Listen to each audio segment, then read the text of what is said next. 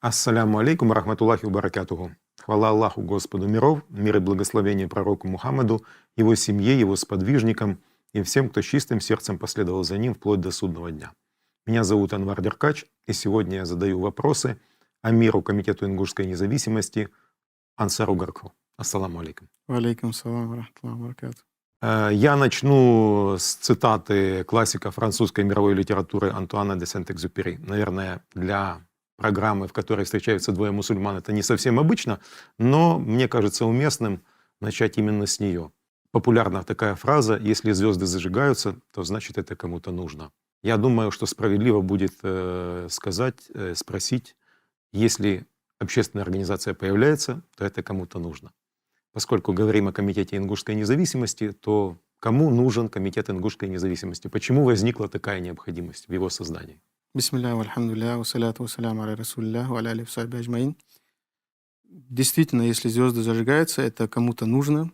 И в первую очередь это нужно нам, ингушскому народу, потому что любой народ, его базовая ценность — это быть независимым. С точки зрения ислама, мы знаем, что мусульманин должен жить по своим законам, и им должен править мусульманин. Ни в коем случае нельзя оставаться под оккупацией неверующих, которые диктуют им свои законы, свои правила. И это важнейший аспект именно для мусульманина. В любом случае мы перед Аллахом выполняем свою обязанность. Обязанность освободиться от оккупации и жить согласно своим законам. А если мы берем общемировые принципы, то высшей ценностью для любого народа это является быть независимым и распоряжать своей судьбой самому. Ни один народ не должен быть управляем другим. Почему именно сейчас ты спросил? Да. Вот это тоже очень важный момент. Почему? Потому что многие нас об этом тоже спрашивают. Почему именно сейчас? И начинают строить какие-то конспирологические теории, что вот там кто-то Запад, Восток, кто-то хочет, Турция нас использовать и так далее. Что это не от ингушей идет, а от кого-то. Да. И это совершенно неправильно. Почему, я объясню. После 2017 года среди ингушей шел некий дискурс, что делать с ситуацией сложившейся, когда, скажем так, нас разбросало по всему миру, и нужно нам реорганизироваться в какое-то образование, либо политическое, либо прочее какое-то, чтобы у нас был голос у тех, кто не согласен с этой системой и считает, что мы должны быть независимы и свободны. У сторонников независимости должно было быть какое-то политическое представительство. Это примерно 19 год, 20 год мы это обсуждали. Триггером для того, чтобы мы как бы более быстро объединились и создали что-то, это послужило 24 февраля, интервенция российская в Украину. Мы в этом узрели очевидную слабость России и поняли, что нам нужно ускориться и создать некую организацию, которая будет представлять ингушей в момент развала России.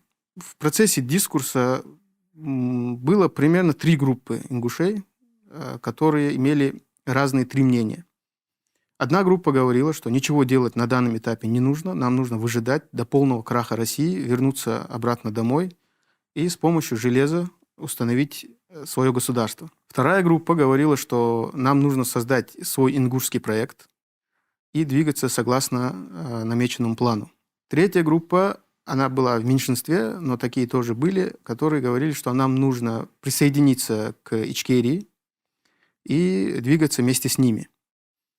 В итоге, по итогу этих дискурсов, мы пришли к тому, что не все, конечно, но мы пришли к тому, что нам нужно все-таки делать свой ингушский проект. И мы начали им заниматься. Примерно 8-9 месяцев ежедневно мы работали над тем, чтобы создать Комитет ингушской независимости, объединяли людей, разговаривали, общались, как в Ингушетии, кто живет за границей, в арабских странах, имеется в виду в Европе. И в итоге мы образовали Комитет ингушской независимости.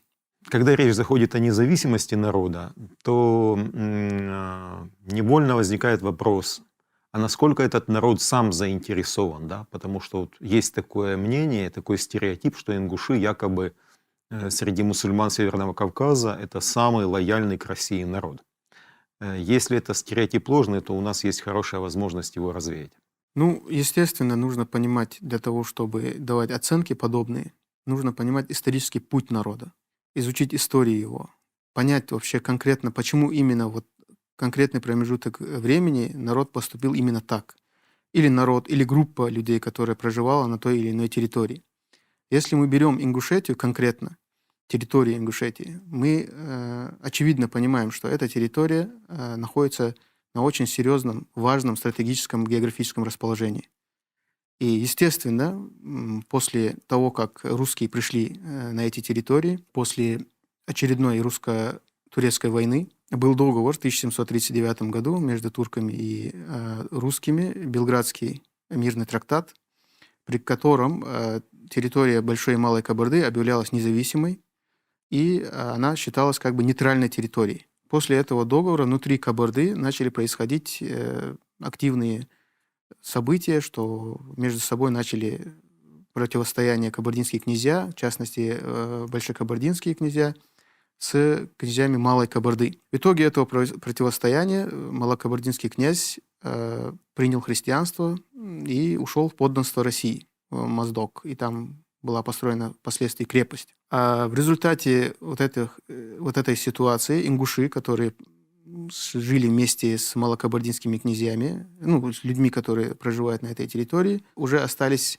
один на один с большекабардинскими князьями, и начались некие прения между ними. Те предъявляли притязания к территории Малой Кабарды, а ингуши, которые конкретно проживали на этой территории, не все ингуши там жили, там, может быть, несколько тысяч или до 1000 человек жило, они, соответственно, не хотели отпускать эти земли. В результате вот этих притязаний, итоги ингуши, которые проживали там, решили последовать за примером малокабардинского князя и подписали договор в 1770 году, согласно которому они как бы являлись под протекторатом России. В итоге, конечно, русские этот договор сами же нарушили. В 1773 году уже, когда крымский хан совместно с кабардинцами совершил поход на Кавказ и прошел через весь Кавказ, через Ингушетию, русские просто сбежали, разрушили свои крепости, нарушили свой договор и не защитили ингушей. Если бы такая защита понадобилась бы, то, конечно, равнинных ингушей могли спокойно всех убить, и никто их не защитил бы. Второй договор был в 1810 году. Опять же, не все фамилии, опять же, равнинные ингуши, назрановцы, заключили договор, тоже о защите. Но этот договор ингуши сами же нарушили. Каким образом? Потому что этот сам по себе договор был позорный в том плане, что сейчас, если мы смотрим именно нашими глазами, что в нем были пункты изгонять мул, не принимать ислам, обещание принять христианство. Такие пункты были невыполнимые, можно сказать, потому что молодежь уже в то время активно интересовалась исламом. Были люди, которые принимали ислам, были целые роды, которые уже приняли ислам. И тем, что ингуши активно противостояли христианизации, были случаи, когда были убиты попы, которые проповедники христианства. Конечно, не просто так на ровном месте их убивали, они пьянствовали, вели себя недостойно, заходили без стука, можно сказать, почти в дома. Потом их находили где-нибудь в канаве. Это расценивалось со стороны русских как провокация и не соблюдение договора. И ингуши полностью довершили свою исламизацию, тем самым аннулировали этот договор сами же. В эту эпоху государства строились не на национальных принципах, а на религиозных. Поэтому расценивалось принятие ислама как переход в враждебный лагерь. Идет война на Кавказе с мусульманами, и тут люди, которые у них живут под боком, прямо на военно-грузинской дороге, вокруг крепости Владикавказской, они становятся мусульманами, тем самым потенциально становятся их врагами. Сами они это, конечно, понимали, ингуши, то для них намного выгоднее с прагматичной точки зрения принять христианство, уйти в подданство, настоящее подданство имеется в виду, а не на бумаге, как ушли осетины. Но, понимая это, они все равно сделали свой выбор в сторону ислама. Ну, так это то, что ты рассказал, как раз свидетельствует о нелояльности ингушей к Российской империи. Именно об этом и нужно говорить, что если бы они были бы лояльны, то они, во-первых, не получили бы все насилие, которое они получили, наравне, а иногда даже больше, чем другие кавказские народы. Во-первых. Во-вторых, они жили бы сегодня, как живут осетины. Хотя осетины сами сегодня недовольны своим положением, имеется в виду осетины, которые националистически настроены. И они искренне понимают, что казавшийся им правильный выбор их отцов в сторону лояльности к России, да, они избежали насилия над собой, но в то же время ассимиляция дошла до таких масштабов, что они теряют свою нацию.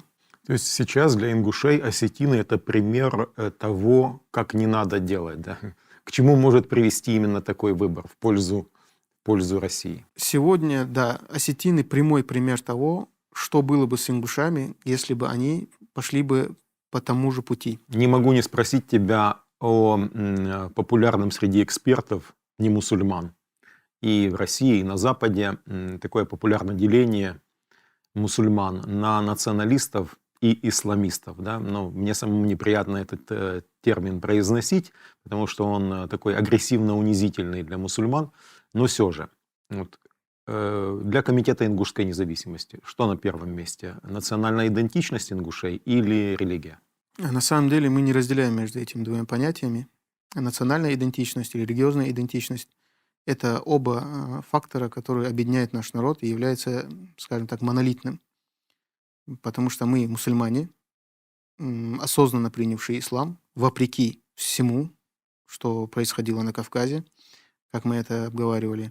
Соответственно, религия, она плотно срослась, и культура наша, скажем так, она стала частью нашей культуры, религия. И разделять национальный и религиозный при всем желании это не получится.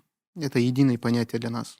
Вопрос не праздный, потому что от места и роли религии и национального зависит видение будущего Ингушетии. Да? Вот после обретения независимости, как строить свое государство. Что будет в основе? Адаты, шариат? Как вы это видите? В основе это исламское право. Но в то же время мы должны понимать, что исламское право, оно не отменяет какие-то адаты, которые не противоречат исламу. Национальную идентичность, культуру шариат не отменяет. Это может присутствовать и быть частью нашего общества. Естественно, это будет ингушское государство, основанное на принципах и исламском праве, на законе шариата, естественно. Другого мы для себя не видим и даже представить себе не можем, как это вообще реализовать. Если говорить о демократии, демократия уже была у нас, нам не понравилось. Был коммунизм, мы его тоже увидели. Если мы от коммунизма получили выселение, то от демократической России мы получили 92 год. Мы не хотим больше таких экспериментов для себя. Мы хотим жить по своему закону.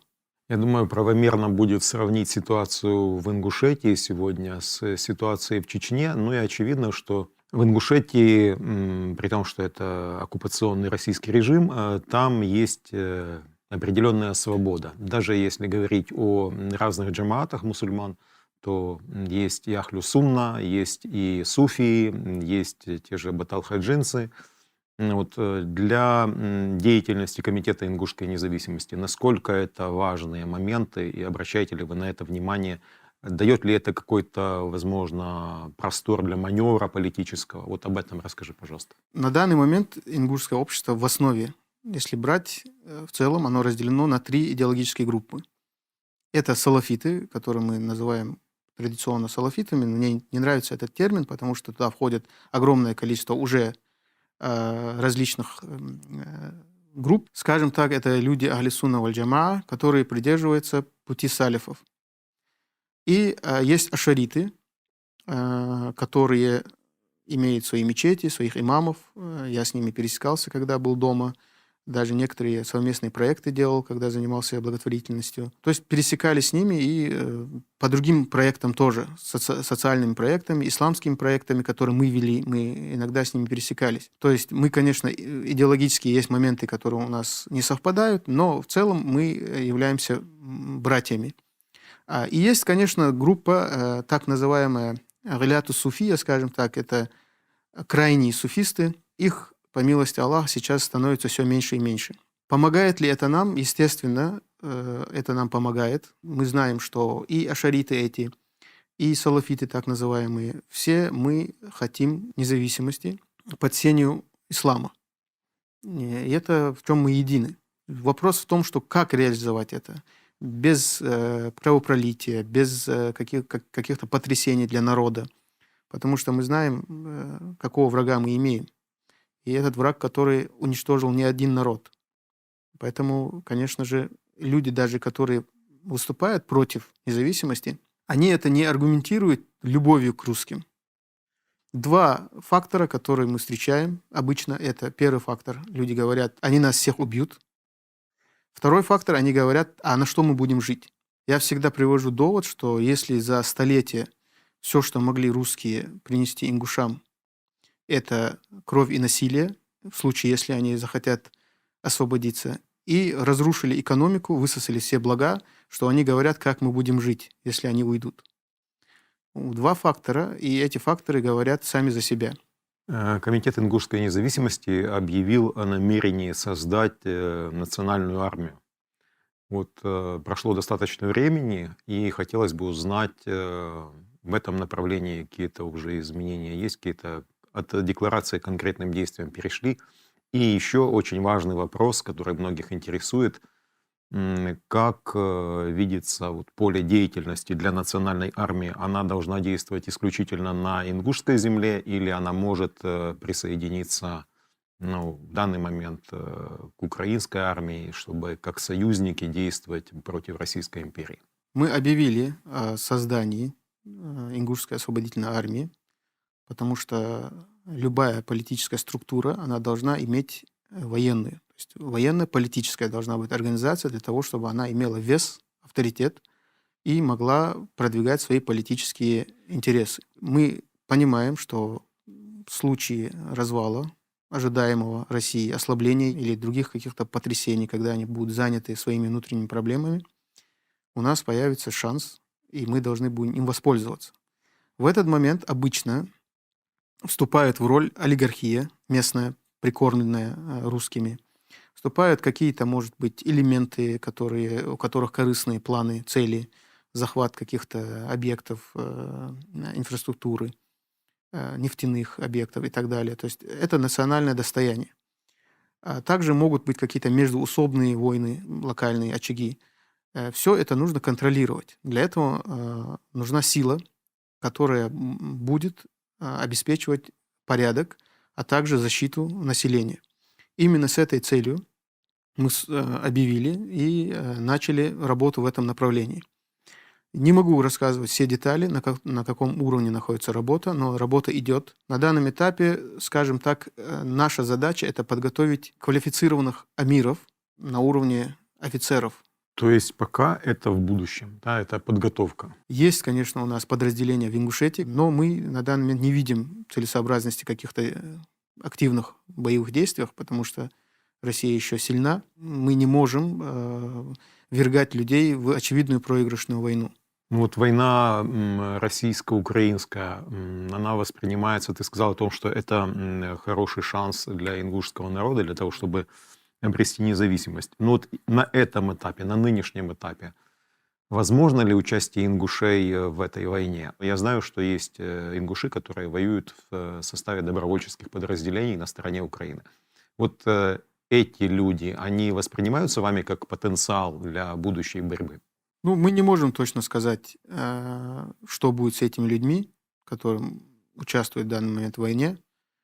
Но я могу точностью сказать, что намерение участвовать в войне, завести в Украину людей и отправить их на фронт, такого намерения у нас нет. Мы понимаем, что мы должны сохранить потенциал свой, чтобы у нас было как можно больше квалифицированных военных специалистов.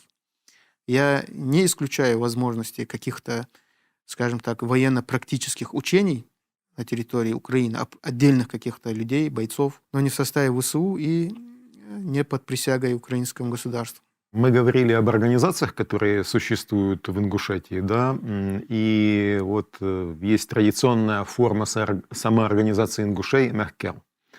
Как ты считаешь, почему сейчас эта структура традиционная для ингушского народа, она не формулирует актуальные проблемы, актуальные вопросы для народа? Или, может быть, ты считаешь иначе?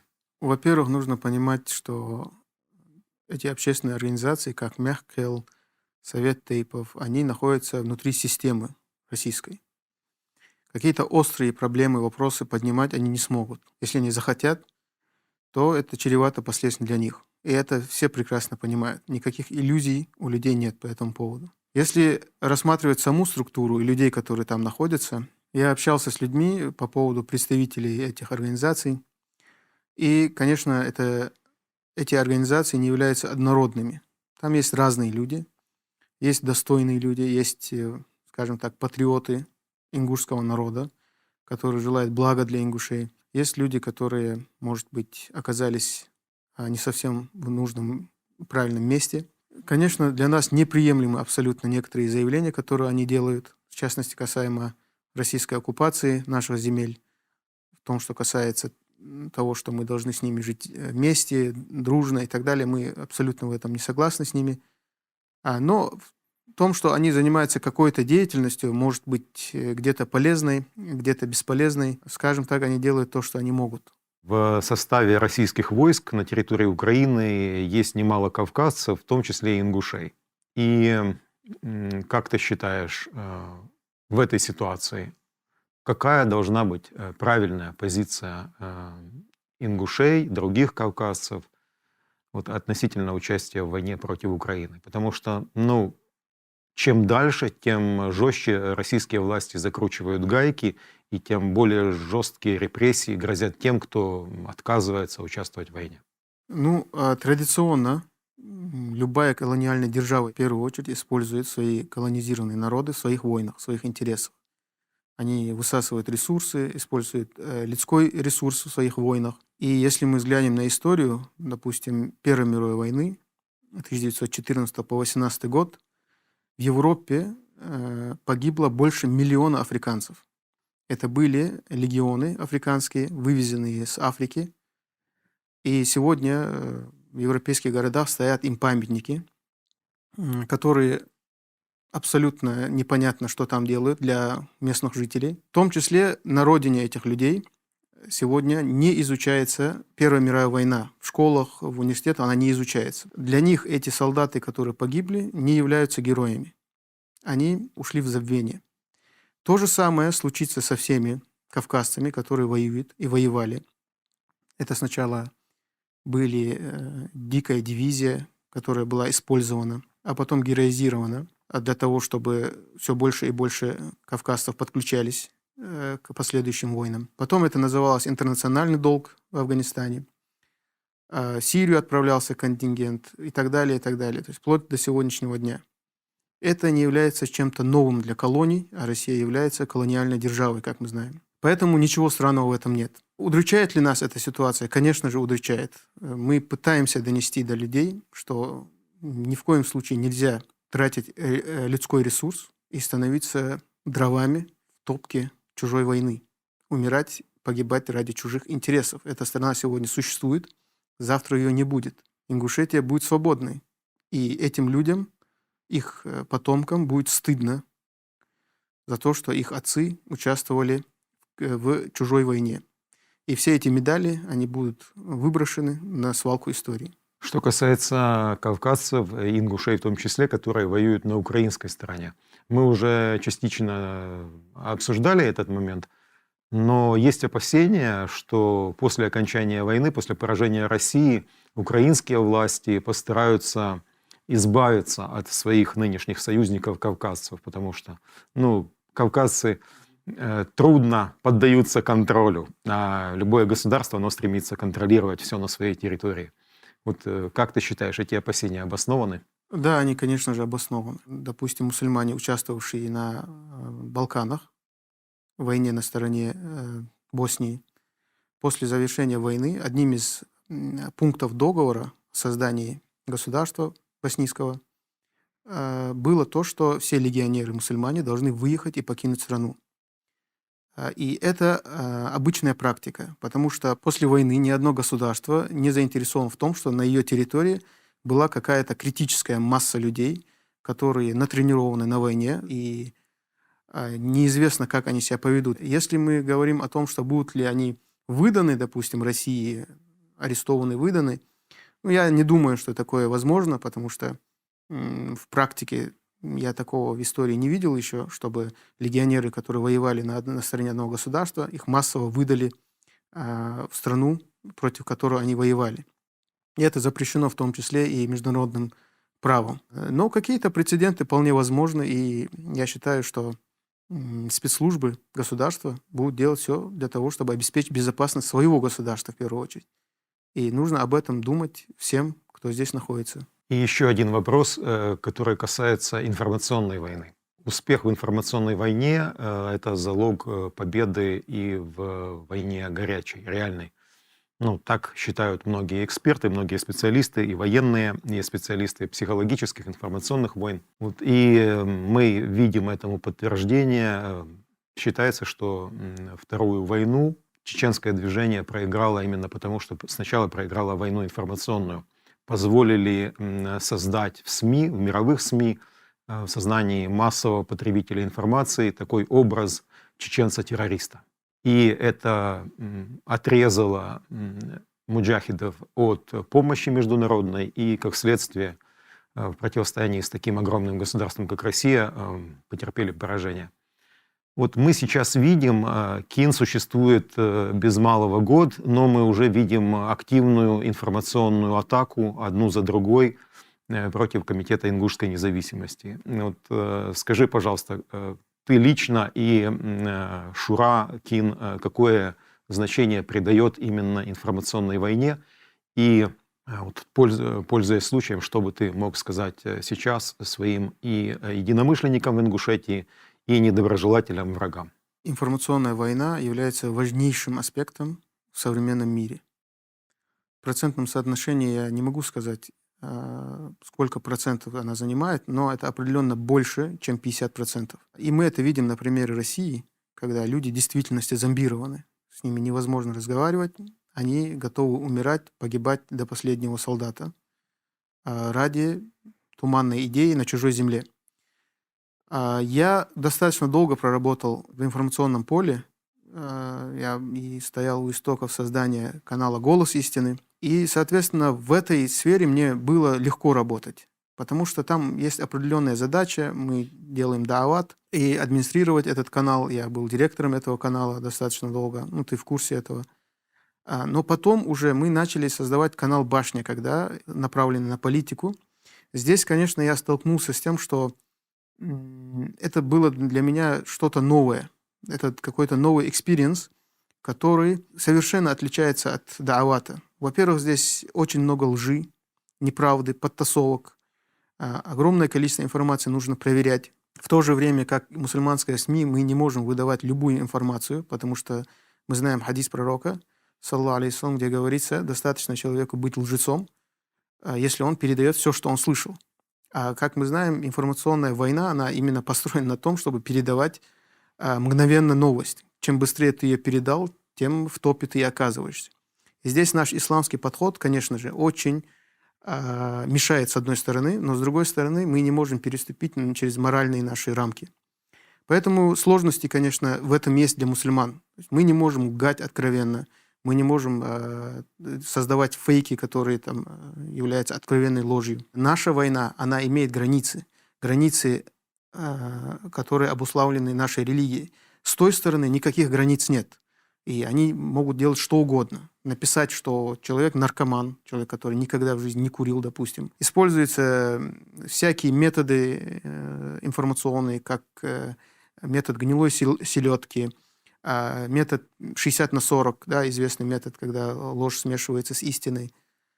Все эти методы применяется против нас, и нам тяжело. Но все-таки мы не должны сдаваться и работать в этом направлении, и будем еще больше и больше развиваться в эту сторону. История с передачей ингушских земель в Чечню под контроль Кадырова, она показала, что ингуши сегодня способны объединяться, выступать консолидированно, выступать организационно, не боясь насилия полицейского, не боясь дубинок и слезоточивого газа, избиений. За это пострадало несколько людей, многие пострадали, несколько человек, мы знаем, осуждены, сидят сейчас в российских тюрьмах. Дает ли это тебе надежду, что ингуши объединятся вокруг решения более глобальных вопросов, в частности, для решения вопроса независимости ингушского народа? В первую очередь, для того, чтобы понять характер этого протеста, нужно понимать, откуда он вообще начинается. Земельные проблемы, ингушские земельные проблемы являются, скажем так, краеугольным камнем и являются болью ингушского народа. Почему так происходит? Мы должны посмотреть на то, как формировалась республика изначально. В 1991 году прошел референдум в Ингушетии о создании Ингушской республики в составе РСФСР с присоединением пригородного района и столицей в городе Владикавказ. То есть изначально любой референдум должен был происходить поэтапно, если юридически правильно их делать. Сначала делается референдум о создании республики, а потом уже последующие о вхождении и так далее, и так далее.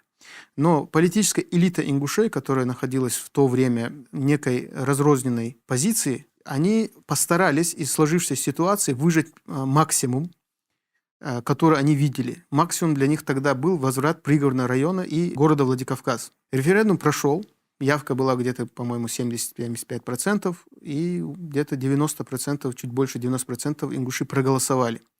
Нужно понимать характер этого голосования. Ингуши тогда голосовали за создание своей республики с возвратом пригородного района. Это был своего рода торг, можно сказать, с Кремлем. Некий ультиматум, что мы вот остаемся с условием, что вы возвращаете пригородный район. Ставка, к сожалению, не сыграла, потому что мы ровно через год, почти, 30 октября 1992 году получили этническую чистку в пригородном районе.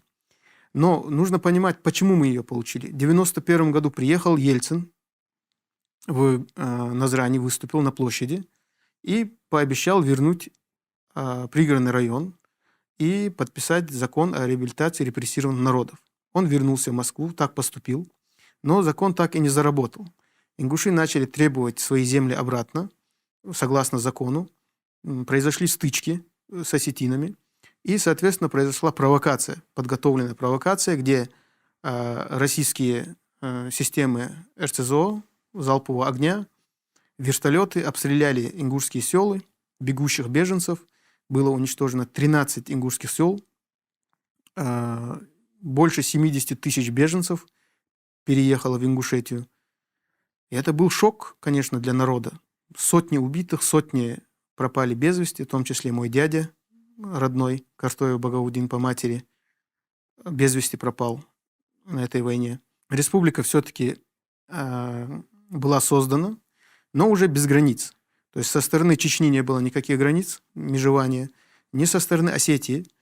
И в такой вот непонятной, абсурдной ситуации республика находилась достаточно долгое время. Что касается очередных соглашений 2018 года, когда Кадыров с Евкуровым договорились о определении границ, традиционно для себя форме Кадыров, конечно, ни с кем не посоветовался, единолично решил, что нужно проводить границу. Евкуров не понял, в какой ситуации он находится. Видимо, тоже он подумал, что он тоже может, не посоветовавшись с народом, принимать такие решения. И скрыто они подписали какие-то документы и решили разделить границу. Первая реакция людей, то, что приехали на границу какие-то трактора со стороны Чечни и начали менять границу, люди спрашивали у Евкурова, у властей, у местной администрации. Ни один человек толком не мог ответить, что происходит. То говорили, это КТО какое-то, контртеррористическая операция и так далее. Люди находились в подвешенном состоянии. В итоге Евкуров сам вышел, сказал, не волнуйтесь, ничего там такого нет, это всего лишь там какая-то операция контртеррористическая и так далее. То есть был обман. элемент обмана. И в итоге ни с того ни с сего вышла новость о том, что Евкуров и Кадыров подписывают, видеоролик вышел на телевидении, о разделении границ между Чечней и Ингушетией. Точнее, установлением границ между Чечней и Ингушетией. Конечно, люди взорвались.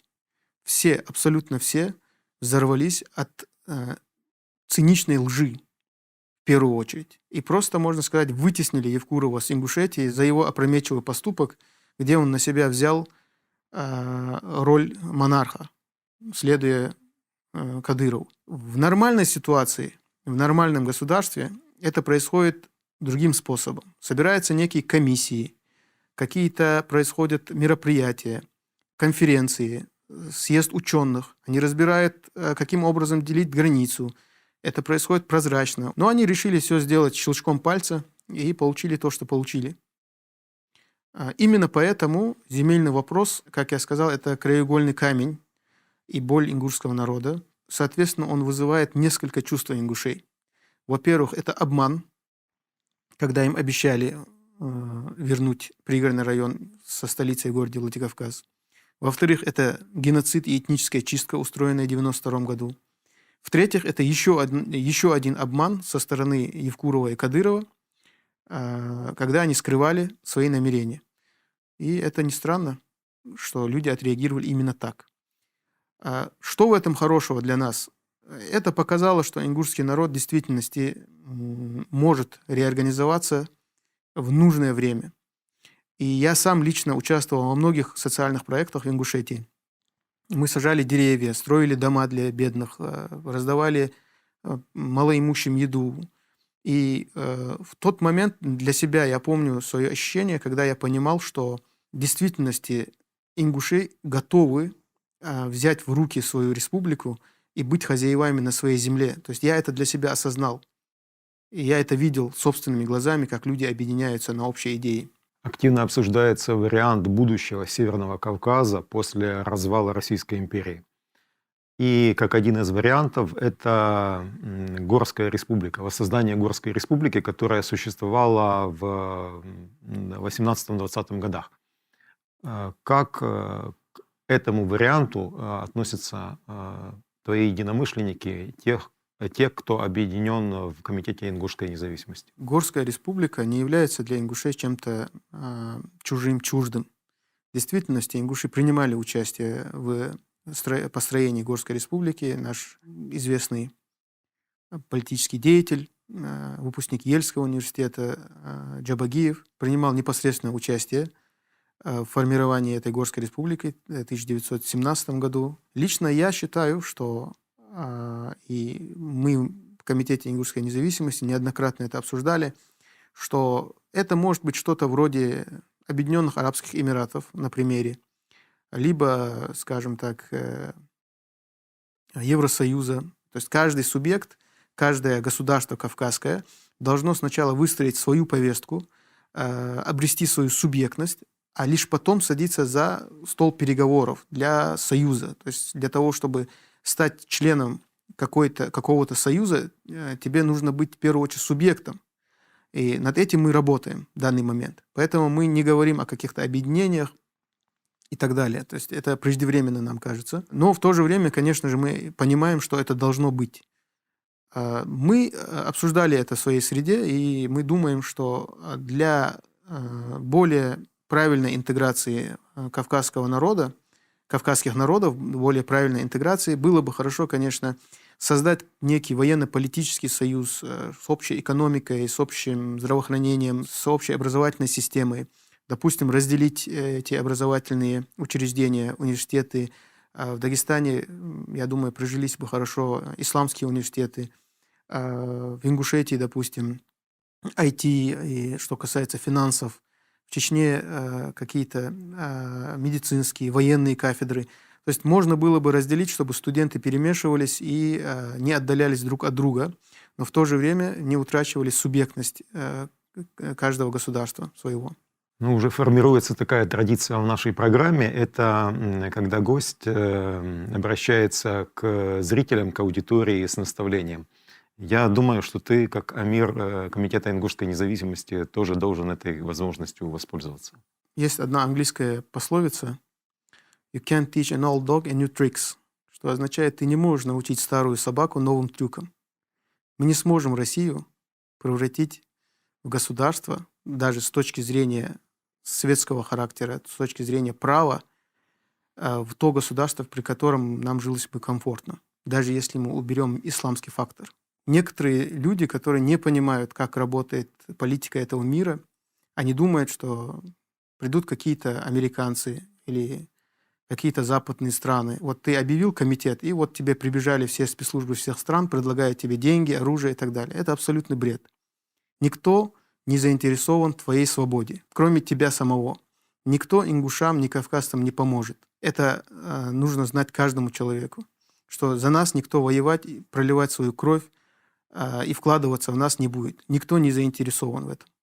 Это то, к чему должны мы сами стремиться и понимать, что нам нужно создавать свой проект, работать над ним и стараться стать независимыми, свободными и быть хозяевами своей судьбы. Это то, к чему должен стремиться любой свободный человек. И это мое послание, чтобы в первую очередь наша молодежь и остальные люди, взрослое поколение, тоже понимало, что на нас лежит огромная ответственность. Это наше потомство. Во что они превратятся? Кем они станут? Мы видели это государство раньше, российское. Кто они, верующие христиане? То они атеисты, воинствующие. То они либералы. То они националисты.